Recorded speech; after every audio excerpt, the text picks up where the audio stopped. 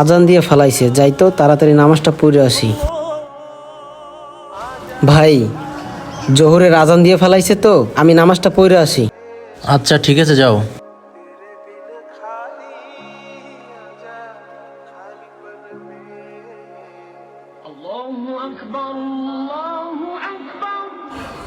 ভাই, আজান দিছে, চলেন নামাজটা পড়ে আসি।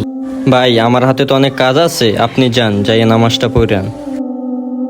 হায় রে মানুষ, আমি নামাজের জন্য ছুটি পাই, আর সে ছুটি পেয়েও নামাজে যাইতে আসে না। ভাইয়া, আসরে আজান দিয়ে ফেলাইছে তো, আমি যাইয়া নামাজটা পড়ে আসি। আচ্ছা ঠিক আছে, যাও। ঠিক আছে ভাইয়া।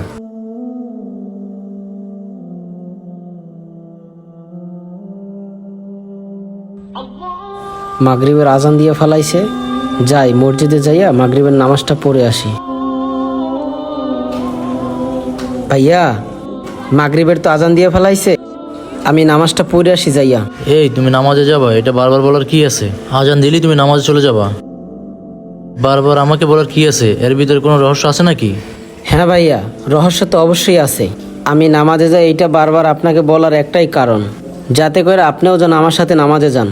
আর ভাইয়া, আমি আপনার কর্মচারী হওয়া সত্ত্বেও নামাজের টাইমের জন্য আপনার কাছে ফাঁক কইরা সময় নিতে আসি, আর আপনি মহাজন হইয়াও নামাজের জন্য টাইম পাইতেছেন না।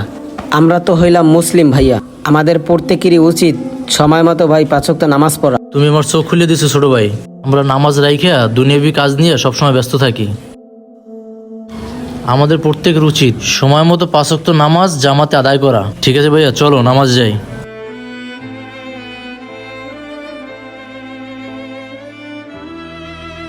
আব্বাস, দোকান আটকে চলো নামাজ পড়ে আসি।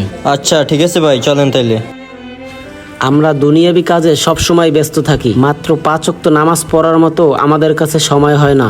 দুনিয়াবি কাজে মুগ্ধ হইয়া আখেরাতের কথা ভুলে যাই। তাই সকল মুসলমানদের উদ্দেশ্যে একটা কথাই বলতে চাই, নামাজের টাইমে কাজকে না বলি, নামাজকে হ্যাঁ বলি।